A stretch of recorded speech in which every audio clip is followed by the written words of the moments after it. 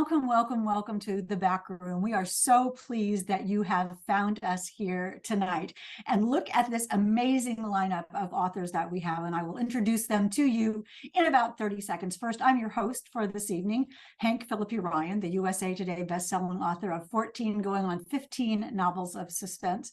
My newest novel is The Back Room. No, this is The Back Room. My newest novel is, I know this. I've just said it a million times. My newest novel is The House Guest, which is conveniently displayed on the door behind me. And my upcoming book coming in February, look at that, it can really work, is One Wrong Word, which is sort of scandal meets Suits. And I hope you love it. And we'll hear way more about that when the time comes. Holly Cassidy, who she may look familiar to you, is the pen name for internationally best-selling crime author Hannah Mary McKinnon. Her suspense novels include The Neighbors, Her Secret Son, Sister Dear, You Will Remember Me, Never Coming Home, and The Revenge List. McKinnon was born in England, grew up in Switzerland, and now lives in Ontario, Canada, with her husband and 3 sons. The Christmas Wager, hold that up, Holly Cassidy. The Christmas Wager is her first novel, a rom-com, writing as Holly Cassidy. So this is brand new territory and it is absolutely marvelous. Should we call you Holly or Hannah? Either works. If you say Holly, I might not answer straight away. So then call me Hannah. Well, you have to practice with the Holly thing. You got to practice with the Holly thing. Welcome and congratulations. Thank so you. Fun to see you not on a Tuesday. Right? Yeah, I know. Hannah and I do First Chapter Fun together every Tuesday at 12:30. So this is Sunday. How did this happen? But welcome. Thank you for having me back. And in the order that they are not on the screen, but alphabetical, let me introduce you now to Tess Gerritsen. Tess has her MD from the University of California, but over her 36-year career as an author, I'm old. I know. She has written medical thrillers and science fiction, historicals and crime novels, including the Rizzoli and Isles series. Her 32 novels, I'm just going on now. Her 32 novels have been translated into 40 languages and more than 30 million copies have been sold around the world. Okay. Now she launches a brand new series featuring a group of retired spies in her latest novel, The Spy Coast. Look at that. So exciting. She lives in Maine. Congratulations, Tess. This is quite a tour de force. Well, it's great to be here, and it's good to be back in the back room. So I feel like I'm among, well, I know some of us don't like cocktail parties, but this is a fun cocktail party. This is a fun cocktail party. I just forgot my cocktail, that's all. We will have plenty of time. Welcome. Our next author, Vanessa Lillie, is the author of the Rhode Island set best-selling thrillers, Little Voices and For the Best. And she is the creator of the Audible original co-authored best-selling series, Young Rich Widows, which was an International Thriller Writers' Best Audiobook nominee, with a sequel coming in April. Vanessa is an enrolled citizen of the Cherokee Nation of Oklahoma, living on Narragansett land in Rhode Island with her husband, 3rd grade son, and bossy Pugapoo. Her latest book is Blood Sisters, hold that up, beautiful, featuring a Cherokee archaeologist. Our 4th author tonight is Nina Simon. Welcome, Nina. Nina has been a NASA engineer, slam poet, game designer, museum director, and nonprofit CEO. I know, Tess is going, whoa. Her work on community participation in museums, libraries, parks, and theaters has been featured in the Wall Street Journal, the New York Times, NPR, and the TEDx stage. Mother-Daughter Murder Night is Nina's first novel. Isn't that a great title? She wrote it as a love letter to her mother, as a way to entertain, comfort, and connect with her during a major health crisis. Born and raised in Los Angeles, Nina now lives off the grid in the Santa Cruz Mountains with her family. And welcome and congratulations. So we have a marvelous group of authors tonight, and as a way to give you some insight into them, we're going to play a little game of the backroom 20 questions. It's really like 12 questions. Each author will get 3, and that will give you a little bit of info about how to talk with them when you talk with them up close and personal in their back rooms. So I will start with Hannah, who is first on the screen with me. Hannah, your question is, in high school, were you a good student? Yes. Yes, I was. I was a total nerd. My homework was always done early. I always got really good marks at our grades, and yeah, I did. I did really well. Did you love it? No, no, I didn't. I enjoyed the work. I didn't like the people. It was not a good experience.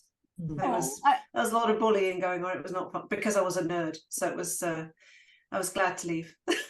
I wonder how many in our world had a terrible high school. I had terrible high school. I couldn't wait to get out of high school. So that's really interesting. Well, you turned out nicely. Vanessa, what was your favorite book as a child? Oh, Anne of Green Gables, no question. I read it and reread it. I loved the series, the TV series. I mean, you know, she's a great reader. She was a writer, and she was also often always getting into trouble, which I kind of identified with. Do you remember who gave it to you? I think I found it in the library. I was always in the library. Our town, we were lucky. There's only one library in our county in Oklahoma, and it was in our town. So I was always in the library. That's great. That's great. So many people have said Anne of Green Gables. It's really interesting. Really interesting. Tess, your question. Yes. Are you a good driver? I'm an excellent driver. And I'm even really good when I'm not paying attention to the road. It's just like, that's when I do my best thinking, is behind the wheel of a car. When I sort of zone out, my brain is thinking about a plot, but I have not gotten any accident. So I guess I must be a good driver. And you think it's fun? Is it fun to drive, or is it just a way of getting from A to B? Oh, I don't mind driving. It kind of depends on the road. If I drive in Maine, I love it because everywhere you go, there's something beautiful to look at. Yes, indeed. Nina Simon, what was your very first job? Oh, my very first job was working for a flower store dethorning roses, which was like this violent activity that involved this drum, and you would grab the roses so the heads were facing you, and you'd sort of run the stems through this drum that would throw the rose thorns up at you. It was dangerous, and my sister and I were the only teenagers who worked at this store. Everybody else were adults who we believed were all ex-cons. I feel like there's a story, there's a novel in there somewhere about this. This flower store really felt like a front.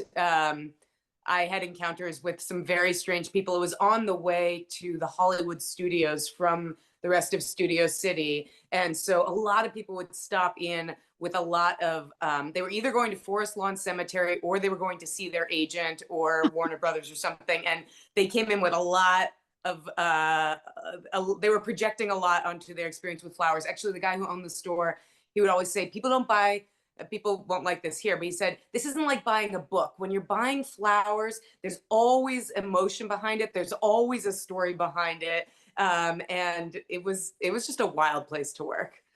It does sound like a book. I mean, everything that you just said is absolutely perfect, including the medieval dethorner. You know, that's bizarre. Yeah.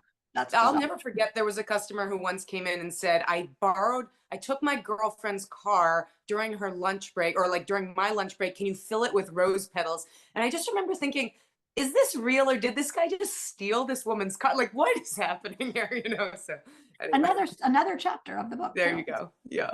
And we'd love to hear what you all are recommending. And we asked the authors in advance, so it's not a surprise. So Hannah Holly, we'll start with you. I have, can you see that? 3 Holidays and a Wedding by Uzma Jalaluddin and Marissa Stapley. So it's 2 Canadian authors, or Canadian-based authors, who wrote this together, published on September 26th. So it's out now. So it's set in 2000, when Christmas, Hanukkah, and Ramadan all happened around the same time. So there's 2 romances, massive snowstorm, meddling families, and of course, you know, the holidays, all set in a small town. So if that's your jam, that's your book. There you go. It's out now. Good. Very timely. Very timely. Vanessa, what's your recommendation? I'm curious what the slide's going to say, because I don't remember. Oh, well, I don't have that one with me. So this is going to be lightning round. So I absolutely love And Then She Fell by Alicia Elliott. It's an Indigenous thriller about a new mom. connecting to her identity. It's almost a little bit of literary fiction, a little bit of horror. I love it. And I also I couldn't remember, so I brought other books. Man-Made Monsters by Andrea L. Rogers. She's Cherokee. She's amazing. There's amazing illustrations in here that have like Cherokee syllabary in the pictures. It's the coolest book. And then I also had Never Whistle at Night, another book I've been recommending everywhere, which is an anthology of Indigenous writers. So I crammed 3 in. You did. Good job. You can always bring more books. We will never turn those down. Tess, what book are you recommending? Or 3? You can have 3. Oh, there it is. Why is it up? It looks like it's mirror image on that. It isn't. Okay. Trailed by Catherine Miles, and it is a nonfiction book about this journalist's quest to solve the Shenandoah murders. 2 very experienced hikers went into the Shenandoah Park, and they were later found dead. And they were they were fit women. They shouldn't have been murdered, but somebody had stalked them there into the park. And the book really looks into how dangerous national parks are. You know, we think of them as being safe places for women to go hiking in, but it turns out there's a lot of crime in these park systems. And because I live in Maine and I go hiking alone, it scared me. It made me think twice about whether I should be hiking by myself. And she points out, and she actually does, I think, identify the murderer that the FBI was not able to identify. And hold up that book again. I see it says Trailed. Let's just Trailed. Just want to make sure everybody sees that. Okay, great. Thank you. And our hearts go out to Maine right now as well. And Nina, what book are you recommending? I'm recommending What Happened to Ruthie Ramirez by Claire Jimenez. This book came out this spring, and it is a literary mystery that takes place in Staten Island. And it's one of these books where the author just nails deep point of view for multiple different characters brilliantly, which is something I'm obsessed with. I feel like Dennis Lehane does it amazingly, but I'm just like always looking for who can really get into different characters' heads. This book is about a family of women in Staten Island, and there is a youngest sister, Ruthie, who went missing when she was about 13. And now about 13 years later, her older sisters think they see her on this very like cat fight style reality show. And it's about these sisters and the mom and Ruthie and what happened to Ruthie Ramirez. So it's definitely literary. It's not, it does get resolved in terms of what happened, but it is not a traditional whodunit. It's much more of a literary character study into these women in Staten Island and the real ways that this disappearance has affected their lives. Wasn't that fun? We hope you enjoyed that taste of what a backroom session is like. But more fun comes immediately afterward. That's when the audience is broken up into 4 breakout rooms, and each author in turn visits each room. We'd love to show you what a breakout session is like, because those relaxed face-to-face conversations between best-selling authors and readers are the hallmark of backroom events. But breakout sessions are never recorded, because what's said in the back room stays in the back room.